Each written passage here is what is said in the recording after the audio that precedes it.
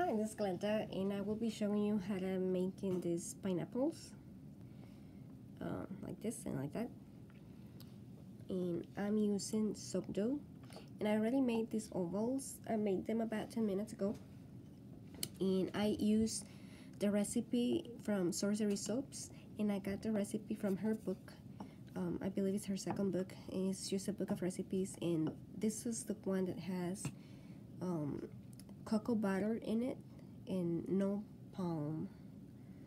I don't remember what else it has. I think it's either recipe number 5 or 13 from her book. And so what I'm doing, this is a tile, and I'm just rolling it into a rectangle. Now B says that if you use cornstarch, it helps for this not to be so sticky.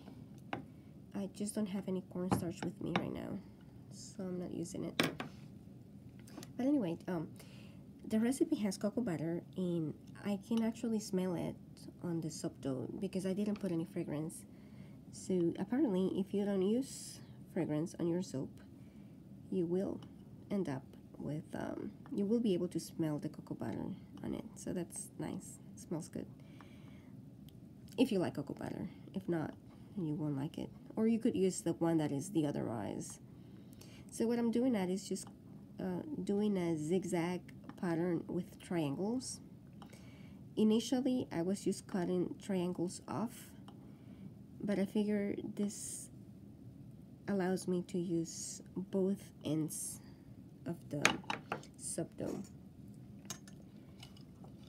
Now I'm using this other, this is a polymer clay tool to remove it from the tile, and then I'm just gonna separate it, and it looks like a set of teeth for some, I don't know, some monster. So there's an idea, maybe the Cookie Monster. Nah, I think he has regular teeth. But anyway, I'm just pressing the tips lightly, and I'm going to use about half of it, 4 tips. And I'm gonna roll this into itself like that.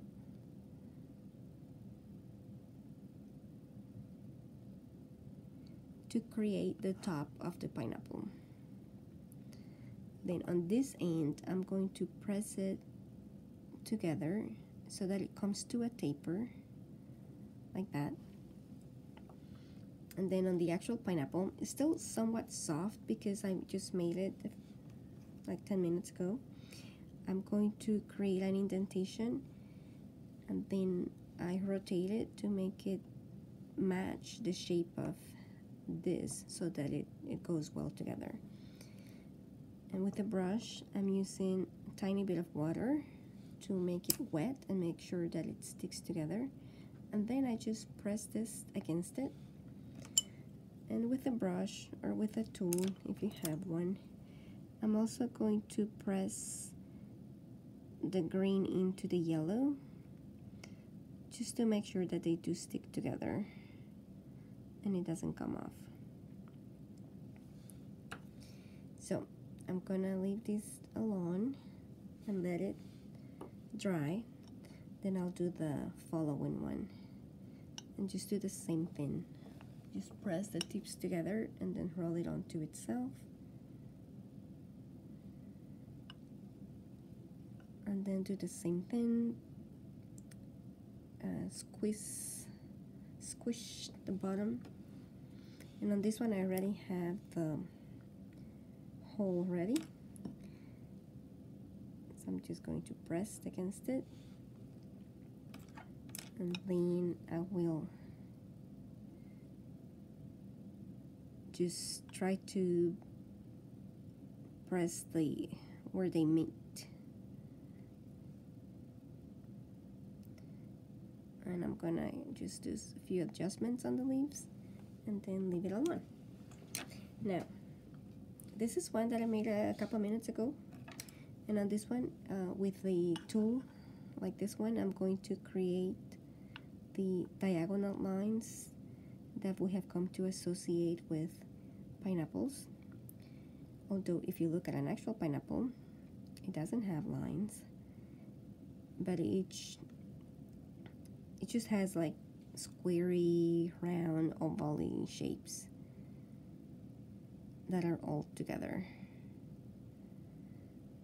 So because it was made a few minutes ago, it's not super soft, and that actually makes it easier to make the lines because there's not a lot of dragging. And that I'm just doing the indentations on each diamond shape created by the lines.